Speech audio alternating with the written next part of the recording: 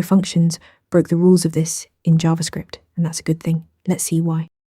Arrow functions capture this from their surrounding lexical scope at the moment they're defined. Unlike regular functions, this isn't set when you call the arrow function. It's locked in at creation time. Look at this example. The arrow function inside the timer inherits this from the counter object, so it correctly references count. Regular functions determine this based on how they're called, as a method with new or via call and apply. Arrow functions ignore all that. They look up to their parent scope and use whatever this means there. This fundamental difference makes them behave predictably in nested scenarios. You cannot rebind this in an arrow function.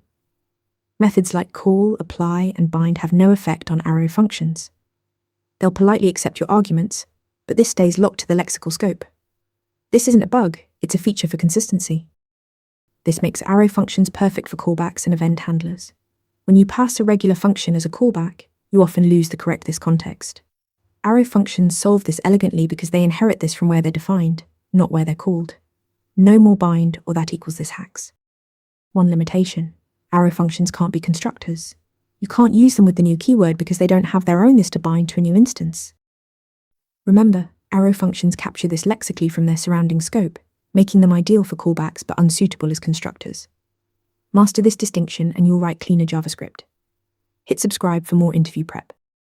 Ready to practice for your next interview? Interview Mentor lets you answer real questions just like this one. After each answer, you get a detailed grade and personalized tips to improve. Watch your scores climb as you keep practicing.